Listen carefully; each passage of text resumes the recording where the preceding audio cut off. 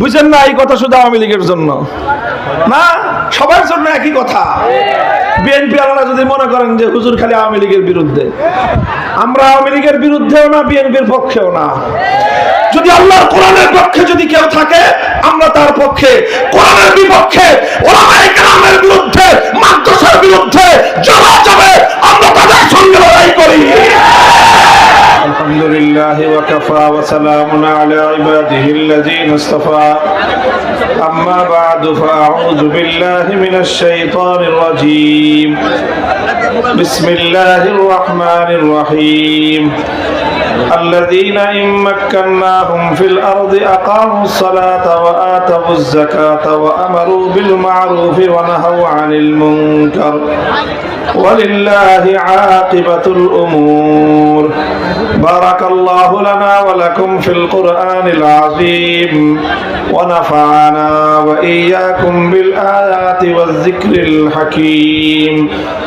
اللهم صل على محمد وعلى آل محمد كما صليت على إبراهيم وعلى آل إبراهيم إنك حميد مجيد. محترم حضرات উলামায়ে কেরাম, সম্মানিত শ্রদ্ধাভাজন আমার বয়োজ্যেষ্ঠ মুরব্বী সাহেবান, সমবেত ইসলাম প্রিয়, কোরআন প্রেমিক, নবী প্রেমিক, তাওহীদি মুসলমান ভাই ও বন্ধুগণ, আমি আপনাদের সম্মুখে উপস্থিত হয়েছি শুধু আপনাদের সাথে আজকের এই মুবারক মাহফিলে শরীক হওয়ার জন্য, অংশগ্রহণ করার জন্য। এটি আমাদের একটি দ্বীনি ইদারা, একটি দ্বীনি শিক্ষা প্রতিষ্ঠান।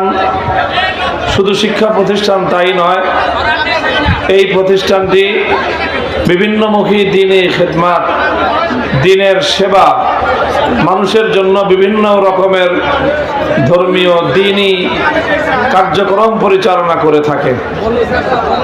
তার মধ্যে অন্যতম একটা কাজ হলো পয়গম্বরী সিলসিলার একটা কাজ। যেমনটা ঘোষক যিনি পরিচালক বলতেছিলেন যে এখানে মানুষের তাজকিয়া, মানুষের আত্মার পরিশুদ্ধির মেহনতও এখান থেকে পরিচালিত হয়। আম্বিয়া কেরাম আলাইহিমুস সালাতু ওয়াস সালাম দুনিয়াতে যে মাকসাদে এসেছিলেন, যে উদ্দেশ্যে নবীগণ এসেছিলেন, তার মূল লক্ষ্য, মূল উদ্দেশ্য ছিল যে মানুষকে আল্লাহর সঙ্গে সম্পৃক্ত করে দেয়া। মানুষকে আল্লাহ সৃষ্টি করে দুনিয়াতে পাঠিয়েছেন এবং আল্লাহ মানুষকে বলে দিয়েছেন যে দুনিয়াতে যাও, দুনিয়াতে আমি তোমাদেরকে স্বাধীনতা দিয়ে দিলাম, তোমরা আমাকে মনে রাখতেও পারো, ভুলেও যেতে পারো, এরকম একটা পরিবেশ, এরকম একটা স্বাধীনতা তোমরা লাভ করবা দুনিয়াতে। মানুষ যেন এই স্বাধীনতাটা পেয়ে আল্লাহকে ভুলে না যায়, কারণ আল্লাহকে ভুলে গেলে মানুষের জীবনের পতন অনিবার্য। তো মানুষ যেন এই পতনের অতল গহ্বরে নিপতিত না হয়, বরং মানুষ যেন আল্লাহকে স্মরণে রেখে তার চিরস্থায়ী পরকালের জীবনে আল্লাহর কাছে ফিরে গিয়ে সে যেন আবার পুরস্কৃত হতে পারে, এই মহান উদ্দেশ্যেই আল্লাহ পাক রব্বুল আলামিন আম্বিয়া কেরাম আলাইহিমুস সালাম নবীগণকে আল্লাহ পাঠিয়েছেন। এবং আমাদের সর্বশেষ নবী, আখেরি নবী হযরত মুহাম্মদুর রাসূলুল্লাহ সাল্লাল্লাহু আলাইহি ওয়াসাল্লামের যে আগমনের উদ্দেশ্য আল্লাহ পাক কোরআনে পাকের মধ্যে বর্ণনা করেছেন, তার মধ্যেও এই মৌলিক কথাটা আছে। হুয়াল্লাযী বা'আসা ফিল উম্মিয়্যিনা রাসূলাম মিনহুম ইয়াতলু আলাইহিম আয়াতিহি ওয়া ইউযাক্কিহিম ওয়া ইউআল্লিমুহুমুল কিতাবা ওয়াল হিকমাহ ওয়া ইন কানু মিন ক্বাবলু লাফি দালালিম মুবিন। আল্লাহ পাক রব্বুল আলামিন কোরআনে পাকের দুই জায়গায়, সূরাতুল জুমার মধ্যে এবং সূরাতুল বাকারার মধ্যে, না সূরা আলে ইমরানের মধ্যে আল্লাহ পাক রব্বুল আলামিন কাছাকাছি একই শব্দে নবীর আগমনের উদ্দেশ্য বর্ণনা করেছেন এবং নবীর কাজ কি হবে, নবীওয়ালা কাজ, সেই নবীওয়ালা 4টা কাজের কথা আল্লাহ উল্লেখ করেছেন, একটার পরে একটা, একটার পরে একটা। কয়টা কাজ? এই সবগুলি কাজই হলো আল্লাহর কোরআনকে কেন্দ্র করে। সেন্টার পয়েন্ট হলো পবিত্র কোরআন। সেন্টার পয়েন্ট কি?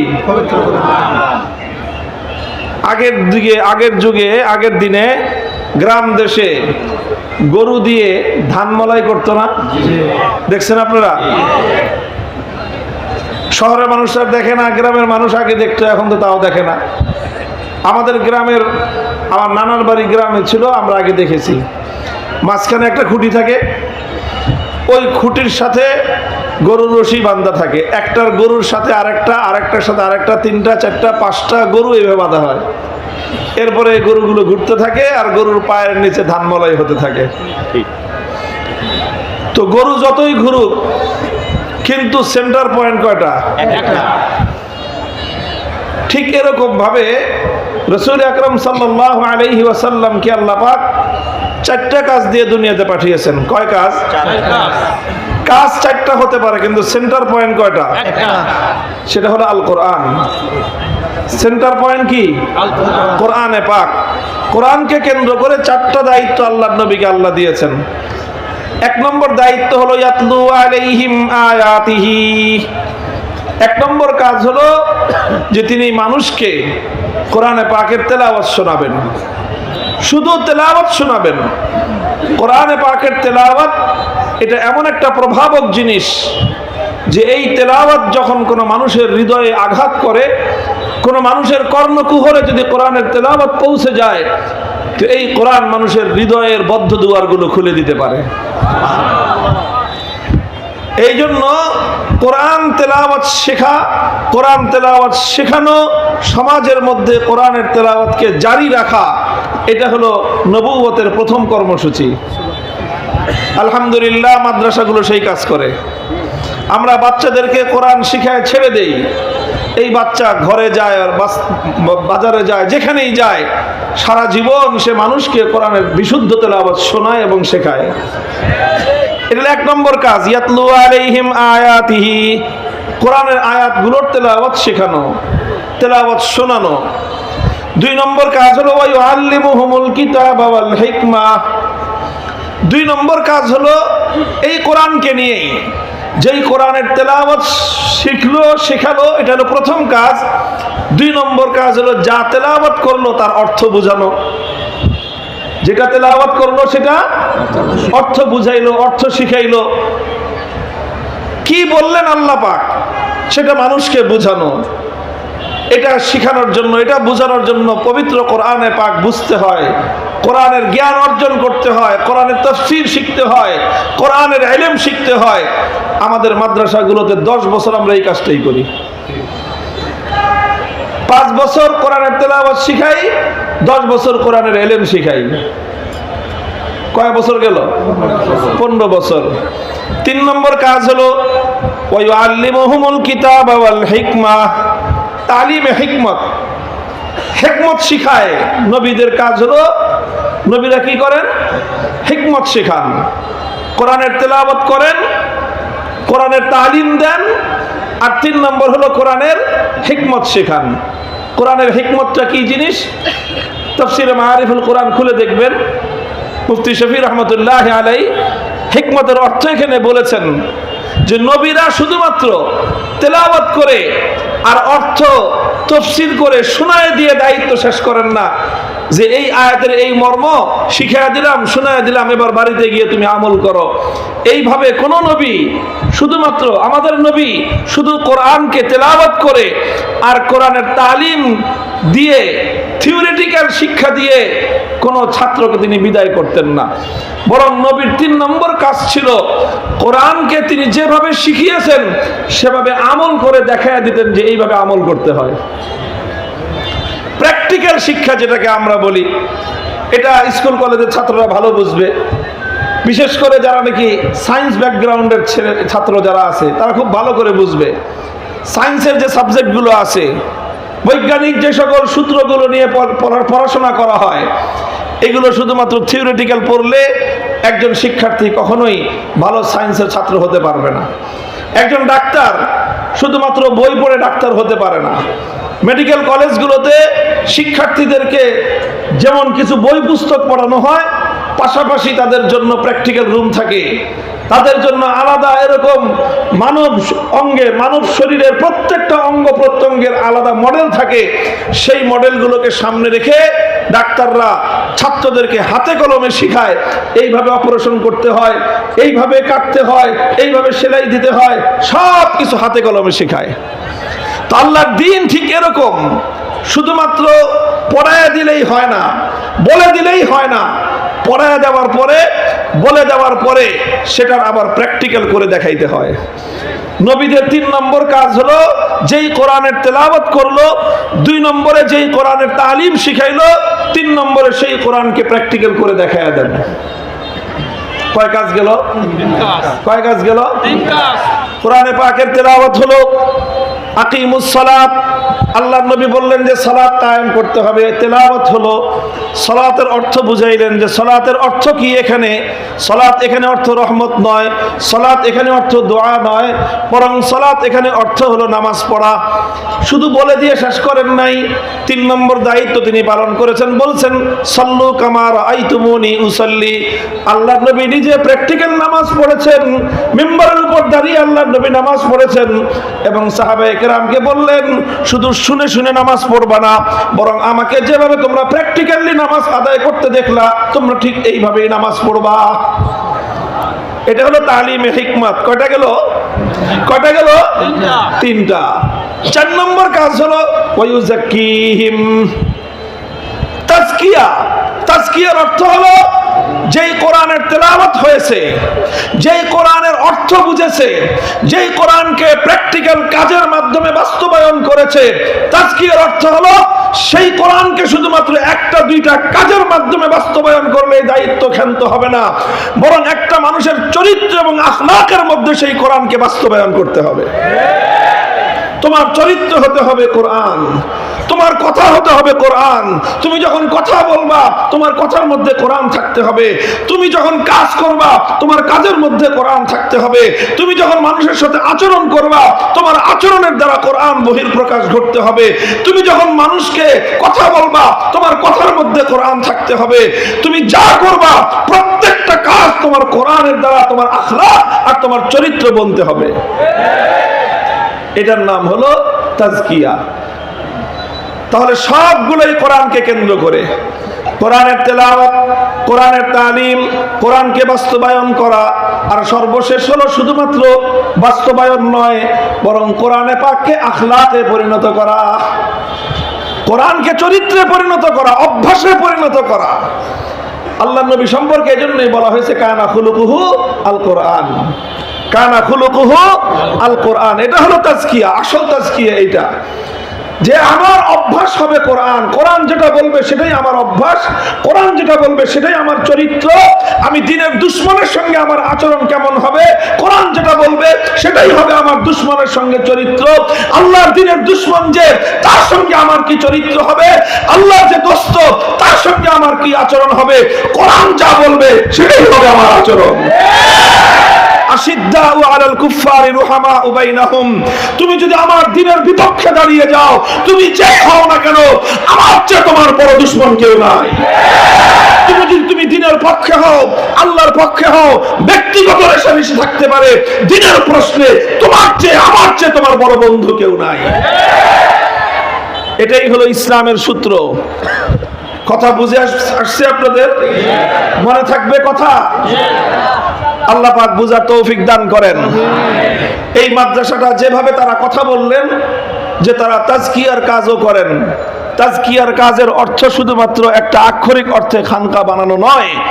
তাজকিয়ার অর্থ হলো যে প্রতিটা ছাত্রকে, প্রতিজন শিক্ষার্থীকে এবং প্রতিজন মুসলিমকে, অন্তত যারা আপনাদের কাছে আসবে তাদের চরিত্র যেন কোরআন অনুযায়ী গঠিত হয় সেই চেষ্টা করা। মুহতারাম হাজিরিন, এই কোরআনী চরিত্র বাস্তবায়ন করতে গিয়ে, এই কোরআনের এক একটা বিধানকে আল্লাহর জমিনে বাস্তবায়ন করতে গিয়ে অনেক বন্ধুদেরকে শত্রুতে পরিণত করতে হয়। আমরা তখন 2বার ভাববো না যে অমুকের তো আমার সাথে তার খাতির ছিল, অমুকের সঙ্গে তো আমার আত্মীয়তার সম্পর্ক ছিল, অমুকে তো আমার বন্ধু ছিল, অমুকের সাথে তো আমার ব্যবসা বাণিজ্যের সম্পর্ক আছে, অমুকের সাথে তো আমার অর্থনৈতিক স্বার্থ জড়িত আছে। আল্লাহর কসম খেয়ে বলি, তুমি যখন আল্লাহর জন্য, আল্লাহর দ্বীনের জন্য দুনিয়ার সমস্ত সম্পর্ক ছিন্ন করতে পারবা, তখনই তুমি ঈমানদার। এই জন্য দেখবেন আমাদের কথা কিন্তু পরিষ্কার, সবার সাথেই পরিষ্কার। আমরা কারো চেহারা দেখে সম্পর্ক করি না, কারো চেহারা দেখে সম্পর্ক ভাঙিও না। তোমরা যারা কোরআনের বিপক্ষে দাঁড়াবা, তোমরা আমাদের জানের দুশমন। হতে পারো তুমি আমার এক মায়ের পেটের ভাই, হতে পারো তুমি আমার খালাতো ভাই, মামাতো ভাই। পরিষ্কার কথা। এই আওয়ামী লীগের লোকেরা শুনে রাখেন, আপনাদের সঙ্গে আমাদের আর কোনো বিরোধ নাই। বিরোধ একটাই, সেটা হলো আপনাদের নেতারা নেত্রীরা আলেম ওলামাদেরকে নির্বিঘ্নে আল্লাহর কোরআনের কথা বলতে দিত না। আল্লাহর কোরআনের কথা আমাদের কাছ থেকে তারা শুনতে বরদাস্ত করতো না। আমাদেরকে মারো, আমাদেরকে আঘাত করো, আমরা তেমন কিছু বলবো না, কিন্তু যখনই আল্লাহর কোরআনের কথা বলতে বাধা দিবা, তোমাদের সঙ্গে যুদ্ধ হবে।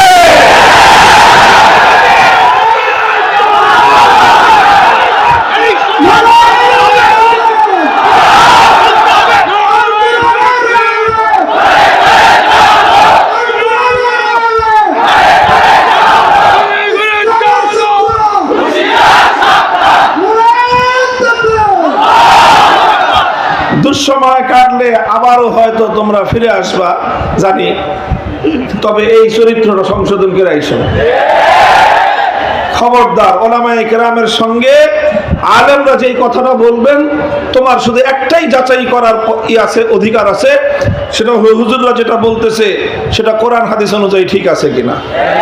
বাস, সেটা তোমার নেতার কথার বিরুদ্ধে গেল কি গেল না, সেটা তোমার দলের বিপক্ষে গেল কি গেল না, সেটা তোমার নেত্রীর কথার বাইরে গেল না, ভিতরে থাকলো, অত হিসাব করার টাইম আমাদের নাই। হ্যাঁ, যদি আমার কথা, যার কথাই ইসলামের আলোকে যদি ভুল হয়, ভুল থাকতেই পারে, এবং আলহামদুলিল্লাহ আমরা আলেম হিসাবে যদি কেউ ভুল করি, একজন ভুল করলে 100 জন আছে ভুল ধরা। কথা বলেন ঠিক না বেটি? একটা মাদ্রাসায় গিয়ে রমজান মাসে তারাবি পড়ায়েন তো দেখি, যত বড় হাফেজ হোক, মাদ্রাসায় গিয়ে তারাবি পড়াইতে গেলে তখন তার একটু হিসাব কিতাব করতে হয়, যেটা একটা কওমি মাদ্রাসা। এখানে আমি একটা 30 পারার একটা ভুল পড়ে যাব, মাদ্রাসার হেফজখানার হুজুর আছে 5 জন, ছাত্র হাফেজ আছে 35 জন, 40 জন মিলে খাবলায় ধরবে। কথা বলেন ঠিক না বেটি? তো তারাবির মধ্যে একটা ভুল রেখে যাওয়ার উপায় নাই। আর আমরা যদি দিন সম্পর্কে, ইসলাম সম্পর্কে একটা কথা ভুল বলি, এই হুজুরা ছেড়ে দিবে আমারে? আরে ভাই, ইলিয়াস রহমতুল্লাহ আলাইহির নাতি সাদ সাহেবই তো ছাড়ি নাই আমরা। কি বুঝেন? আরে আমার যত বড় পরিচয়, আমি তো শাইখুল হাদিসের ছেলে, হযরত মাওলানা সাদ কানলবি, তিনি তো হযরত জি ইউসুফ রহমতুল্লাহ আলাইহির ছেলে। হযরত জি ইউসুফ রহমতুল্লাহ আলাইহি তো হযরত জি ইলিয়াস রহমতুল্লাহ আলাইহির ছেলে, আমাদের চোখের মণি, আমাদের মাথার মুকুট তারা। তাদের সন্তান যখন ভুল করছে ছেড়ে দিছি আমরা? আমরা তাকেও ছাড়ি নাই, আমি ভুল করলে আমাকে কেউ ছাড়বে না। কাজে এটা মনে করার কোনো কারণ নাই যে হুজুররা ভুলভাল বলে দিয়ে যায়। কোন হুজুর একটা ভুল বলে হুজুরদের কাছ থেকে পার পাওয়ার সুযোগ নাই। যারাই ভুল বলেছে যুগে যুগে, তাদের প্রত্যেকটা ভুল নিয়ে আলেম ওলামারা তাদের ভুল শুধরানোর ব্যবস্থা করেছেন। আমাদের ভুল শুধরানোর জন্য তোমাকে আওয়ামী লীগের দরকার নেই। ফাজিল জানি কথাটা। ওলামায়ে কেরাম, আমি বলি নাই যে আলেমরা ভুলের ঊর্ধ্বে, বলছি ভুলের ঊর্ধ্বে একমাত্র নবীগণ, ভুলের ঊর্ধ্বে একমাত্র তাদের কোনো ভুল হয় না। আলেম হিসেবে, মানুষ হিসেবে আমারও ভুল হতে পারে, কিন্তু আমি একা যদি ভুল করি, শত নয় হাজার হাজার আলেমরা আছেন ভুল ধরায় দেওয়ার জন্য। 1400 বছরের ইতিহাস কথাই বলে, যে কোনো আলেম, যত বড় আলেম হন, তার যদি একটা ভুল হয়ে থাকে, তার সময়কার সমস্ত আলেমরা তার সেই ভুলকে তারা ভালো করে পাকড়াও করেছেন। কথা বলতেছিলাম, সুতরাং এই কথাটা এজন্য বলতেছি, যে কেউ মনে করতে পারে যে আওয়ামী লীগের সঙ্গে বুঝে আমাদের সম্পত্তি নিয়ে গন্ডগোল, ক্ষমতার দ্বন্দ্ব না, তাদের সাথে আমাদের ক্ষমতার কোনো দ্বন্দ্ব নয়, সম্পত্তি নিয়ে গন্ডগোল নয়। গন্ডগোল একটা জায়গায়, সেটা হলো আমরা যখন আল্লাহর কোরআনের কথা, নবীর হাদিসের কথা, হোক সেটা সমাজ সংক্রান্ত, হোক সেটা পারিবারিক জীবন সংক্রান্ত, হোক সেটা রাষ্ট্র সংক্রান্ত, হোক সেটা আইন আদালত সংক্রান্ত, হোক সেটা রাষ্ট্র এবং রাজনীতি সংক্রান্ত, ভুল যেখানেই দেখবো আল্লাহর কোরআনের কথা নির্বিঘ্নে আমরা সেখানেই বলবো। আমাদের ভুল যদি আমরাও ভুল করতে পারি, আমাদের ভুল ধরার জন্য এক হুজুর ভুল করলে লক্ষ হুজুর জিন্দা আছে ভুল ধরার জন্য, তোমাদের ভুল ধরতে হবে না। আর যদি কও হুজুর আমরা ভুল ধরতে চাই, তাহলে 14 বছর আগে কোরআন হাদিস পড়ে আসো, আসো, আমাদের কোনো আপত্তি নাই। তোমার বাবা আওয়ামী লীগ করে না বিএনপি করে, আমরা কোনোদিন পরিচয় জানবো না, জানবো তুমি কোরআন হাদিসের ইলম অর্জন করেছো কিনা। তুমি আমার ভুল ধরবা, আমি 30 বছর ধরে বুখারী শরীফ স্টাডি করি না করাই, 12 বছর নিজে পড়াশোনা করেছি, আর এরপর আজকে 30 বছর হয়েছে, 1995 সাল থেকে 2024 সাল, কত বছর? 30 বছর হয়েছে।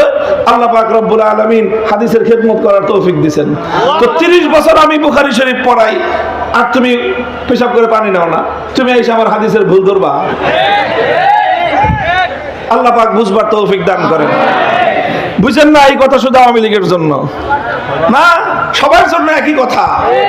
বিএনপি আলাদা যদি মনে করেন যে হুজুর খালি আওয়ামী লীগের বিরুদ্ধে, আমরা আওয়ামী লীগের বিরুদ্ধেও না, বিএনপির পক্ষেও না।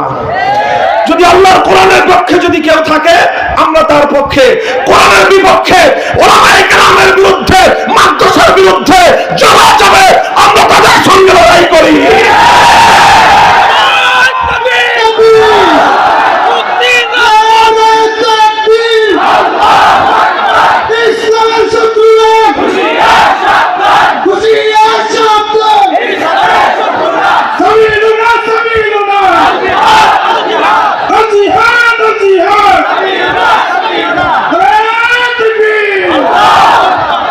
শিক্ষা প্রতিষ্ঠান, মাদারিসে কওমিয়া, ধর্মীয় যে কোনো কাজ, ইসলামী যে কোনো কাজ, এটা আলেম ওলামাদের তত্ত্বাবধানে চলবে। আমি বলে তবলিগ করি না, এই জন্য তবলিগে আমার কথা চলবে না। এটাই হলো জাহিলিয়াতের কথা, মূর্খতার কথা। তুমি বলো তবলিগ ইসলামের কাজ কিনা? যদি তবলিগ ইসলামের কাজ হয়, তাহলে এটা আলেম ওলামারাই কথা বলবে এখানে। কাজেই ঠিক এরকম মাদ্রাসা ইসলামের কাজ কিনা বলেন? এখানে মাতব্বরি, এখানে নেতৃত্ব উলামায়ে কেরামের চলবে। বলবেন হুজুর নেতারা কি করবে? নেতারা সবচেয়ে বেশি সর্বাধিক যেটা করতে পারে সহযোগিতা করবে। যে কোনো সহযোগিতা করতে পারেন, আসেন উদারভাবে। টাকা পয়সা দিতে চান, মাদ্রাসা আসবেন, টাকা দিবেন, রসিদ কাটবেন, চলে যাবেন ভালো মতো, ভদ্র মানুষের মতো। হ্যাঁ, আপনাকে যদি কমিটিতে রাখে, ভদ্র মানুষের মতো কমিটিতে আসবেন, হুজুরদের সামনে হাঁটু নামায় বসবেন, আলেম ওলামাদের সামনে হাঁটুতে নামায় বসবেন। মাহফিলে দাওয়াত দিছে, আসবেন, আদবের সাথে না মাটিতে বসবেন, চেয়ারে বসার জন্য লাফালাফি করবেন না। সব রাজনৈতিক নেতাদের জন্য এই কথা পয়গাম আমাদের পরিষ্কার। আসবেন, উলামায়ে কেরাম যদি রাজনৈতিক নেতা হিসেবে আপনাকে দাওয়াত দেয়, আসবেন, আদবের সাথে বসবেন, নিচে বসার চেষ্টা করবেন। হুজুরা যদি হাতে ধরে মঞ্চে আনে, মঞ্চে উঠবেন। মঞ্চে উঠার পরে যদি একটা চেয়ার দেয়, আলহামদুলিল্লাহ বলে চেয়ারে বসবেন। যতক্ষণ বসতে দেয় ততক্ষণ বসবেন। মাইকে কথা বলার জন্য তাড়াহুড়া করবেন না, মাইকে কথা বলার জন্য উসপিস করবেন না। যদি 2 মিনিট সময় দেয়, 2 মিনিট হুজুরের এবং আল্লাহর দ্বীনের আল্লাহর শুকরিয়া আদায় করে ভদ্র মানুষের মতো চলে যাবেন। এগুলো উলামায়ে কেরামকেও বলতেছি, এগুলো শুধু জনগণকে না, আলেমদেরকেও বলতেছি। ঠিক এইভাবে ইসলামের প্রত্যেকটা অঙ্গনকে উলামায়ে কেরামের নেতৃত্বে পরিচালনা করতে হবে। আলেম ওলামাদের কাজের মধ্যে অন্যরা অংশগ্রহণ করবে সহযোগী ভূমিকায়। আমরা মেডিকেল কলেজে গিয়ে কোন হুজুর কোনদিন বলছে যে মেডিকেল কলেজ এইভাবে চলবে? কোন ইঞ্জিনিয়ারিং ইউনিভার্সিটিতে গিয়ে কোন আলেম কোনদিন বলছে যে ইঞ্জিনিয়াররা পারবে না, আমরা ইঞ্জিনিয়ারিং কলেজ চালাই? আরে ভাই, স্কুলেই তো আমরা গিয়ে বলি না যে স্কুল তোমরা না, আমরা চালাবো। তো মাদ্রাসায় তোমরা কেন এইভাবে কথা বলতে আসো? এই জন্য ধর্মীয় কাজ, দ্বীনি কাজ, সেটা দাওয়াত এবং তাবলীগের কাজ হোক, সেটা তালিমের কাজ হোক, সেটা মাদ্রাসার কাজ হোক, সেটা মসজিদের কাজ হোক, এই প্রত্যেকটা কাজে সম্পূর্ণরূপে নিরঙ্কুশ নেতৃত্ব হক্কানি আলেমদের হাতে থাকতে হবে। যারা আলেমদের পক্ষে থাকবে, সহযোগিতা করবে, সহযোগীর ভূমিকায় থাকবে, আল্লাহর কাছ থেকে তারা বিনিময় পাবে। আর যারা এখানে এসে আলেমদের সাথে কোন ধরনের অসৌজন্যমূলক আচরণ করবে, তারা মাদ্রাসায় এসে সওয়াব কামাতে পারবে না, তারা মাদ্রাসায় এসে বেয়াদবি করে বেয়াদবির গুনাহ নিয়ে ঘরে ফিরবে।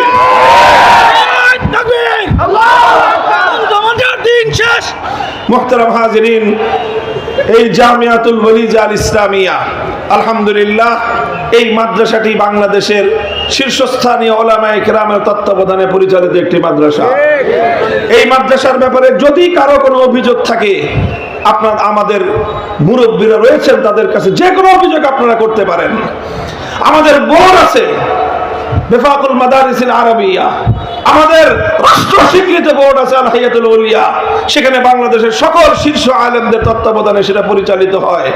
মাদ্রাসাগুলোর যে কোনো চুলচেরা ভুল ত্রুটি তাদের কাছে জবাবদিহিতা করতে মাদ্রাসাওয়ালারা বাধ্য। কাজেই আমরা চাই যে মাদ্রাসাগুলোকে আপনারা সকলেই সহযোগিতা করে সুন্দরভাবে পরিচালিত করবেন। কথা বলেন ঠিক না বেঠিক? মাদ্রাসা হাক্কানি উলামায়ে কেরামের নেতৃত্বে চলবে।